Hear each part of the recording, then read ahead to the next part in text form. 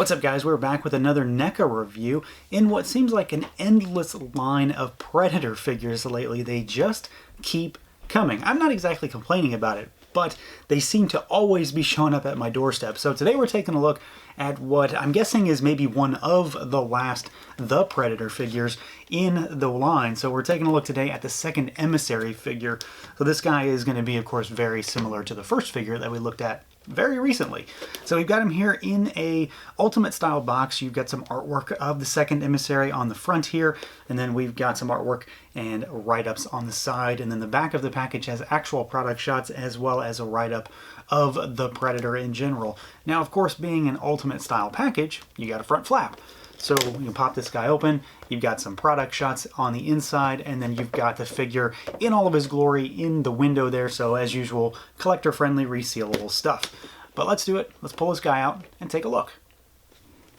And here he is out of the package, our second Emissary figure from NECA Toys. So again, this might be gearing us towards the end of the Predator line. I'm not really sure what more they can do unless they stretch that Assassin Predator and give us a different one somehow, which, you know, I guess I'd probably be okay with that. But I do have a fondness for some of these designs from this movie, and even though I think I've said it every single time I've done a review, I like parts of the movie. I don't really care for it in a great deal. But I really like the Predators that came out of it, and despite the fact that these guys are weird looking and it's a goofy idea, I think they look pretty cool and they translate to figure form really well. And I did come to find that this guy is not a carbon copy of the first one. They're incredibly close, but they are not exactly the same. They have some slight differences, which is pretty nice when you're looking at both of them side by side. And we will do that. We will get to that point, but we're going to take a look at articulation first, see what this guy can do, see how he moves around. I'm not sure we're going to see anything different here than we did with the first one, but let's do it. So the head can go up a decent bit. He's going to start to hit right away.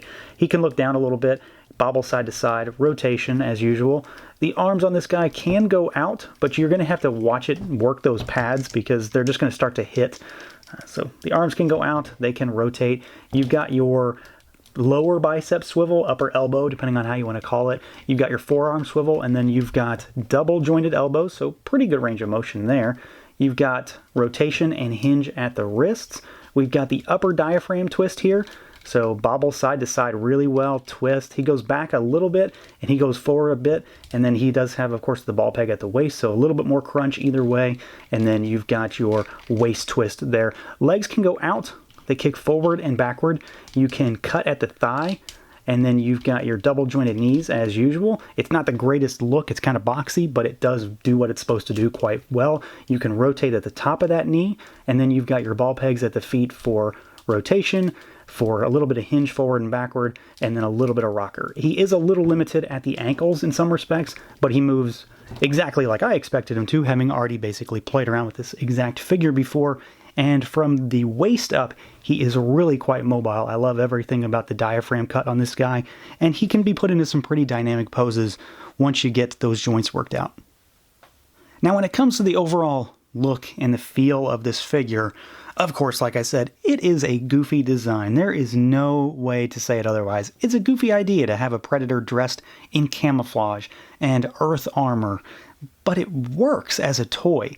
I'm not sure if I would have really cared about this in the movie or not, but this is a fun action figure, and NECA did a great job translating this design into plastic. I've been really pleased with basically everything that's come out of the Predator line, but these figures, they just really do it for me. I guess it's because they are different and they do have a little bit of something unique about them, especially when it comes to their coloring, and the head sculpt on this one in particular I really like. But like I said, this guy is, of course, a lot of parts reused from our first Emissary Predator, if not basically the entire body is from that figure or from the other Fugitive. And we've seen with the recent Lab Escape Fugitive that they used this torso for him. So we've seen this torso, 3 times at this point, which is fine. It's a new torso, it looks different, and you've just got a lot of exposed skin under there.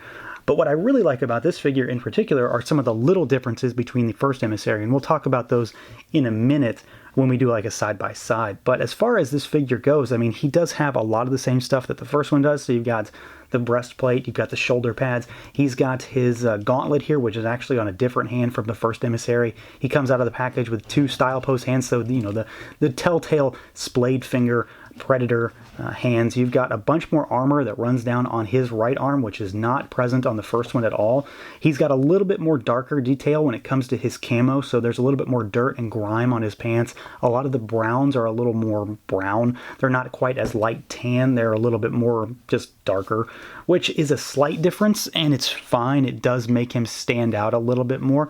The overall look is very, very similar, of course, but it is a really cool design, and it's accented by a pretty nice color scheme for the skin tone. I will go out and say that I like the first Emissary Predator's colors better. I really, really like that purple color that he has. But seeing this guy up close, I realized just how much more blue is actually here. So you've got kind of a black navy blue color on the inside of his designs with some really bright, kind of almost sky blue colors on there. You've got them on the arms, and then you've got that on the midriff section here, and then he's got some more on his right arm, which is a little bit obscured by some of this armor, but he looks really awesome. I mean, I just like the colors. I really, really dig, I've said this quite a few times, I really dig the Predators that are not your standard just like yellows and red hues. I really like the ones that have the more outlandish colors, and this one works really well. It's maybe not as outlandish as the bright purple on the other one, but it's really good, it's nicely applied, and it's a different color scheme, and that's really what I like to see with these figures. And on top of all the different stuff going on with the body armor, it's a different color scheme to bring out some more of that wackiness going on with this design. And the head sculpt is another area where we get a lot of this blue color. So there's a lot of blue that bleeds from the top of the head down into just the upper cheek area. And you've just got a really nice design here. I like a lot of the line work that's in this. It looks almost wet in some ways because he has a bit of a gloss to him. The dreadlocks, of course, are always present there. But then you've got a more closed mouth look on this Predator, which is very different from the first Emissary. His mouth is very much wide open, not to mention the fact that they have different sculpts in general for the entirety of the head. I just really like a lot of the stuff going on here. You've got those mandibles, of course, as always, and then you've got a little bit of detail on the inside of the mouth, which just looks great. There's really nothing for me to complain about when it comes to the head sculpt on this guy. I like the look. I like the ridge design on the top of it. I like the blue accents, and I like the fact that it's different from the first one. It makes for a good display when these two very similar figures have a lot of small differences about them. And here they are alongside each other, so you've got obviously some big differences right off the bat. You've got the gauntlets that are on the different hands, or different arms rather, so you've got the left versus the right. You've got the very lacking armor on this figure. There's nothing that runs down this arm or this arm by comparison. So all of this stuff that he has over here, all of this extra body armor is not present at all on the first Emissary. This one has an extra pad, or an extra pouch rather, on his right leg, so the first one doesn't have it at all. Things like that. It's a lot of little stuff. None of it truly really matters. I do really like this extra straps and body armor that's on the second Emissary. And then of course you have an entirely different color scheme. Emissary 1 has a bit of a metallic sheen. This guy has a bit of a more, it's almost like a wet sheen in terms of how it looks. And then their coloring and spotting is very, very different. But they look very similar while still being quite unique. And I like the way that NECA was able to make that work. So they look like a duo, but they are very, very individualistic when you really get down to it. Now, as far as accessories goes, this guy has basically the same thing that the first Emissary Predator has. So you have got an extra head sculpt, which is basically the same thing, but of course it has his different ridge design. So it's a different head sculpt, but it of course is the same idea. So it's that fugitive style mask that we've seen a number of times at this point, but of course it's unique enough to him. When you look close enough, you can see that it's got his specific kind of head shape and head sculpt up there that peeks out through the back. I'm not so sure that I'm ever planning on using these extra heads with this guy. Honestly, I really want one of those light up heads on these. I really just want all Predators to have those now. I feel like I've been spoiled since that Lab Escape Predator. But we do have a few other things. So we've got his big machine gun here. So you've got some silver paint, black plastic. And I found out after the first Predator review that this guy actually does have moving parts. So this piece up here hinges open, and I didn't realize that the first time around. And then you've got what I have been told is a brass catcher for this gun here. That's what's hanging off this side. So there's a lot of attention to detail on this gun. I really like the sculpt. It's just exactly the same thing that we've already gotten, which is fine.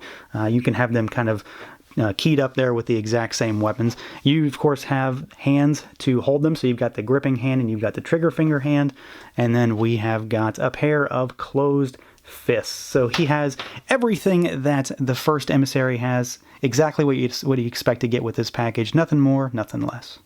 So overall, this is another good Predator figure from the Predator, and I find it to be a really weird concept that such a derided movie has produced so many fantastic figures, because I'm a huge fan of every toy that NECA has put out from this line.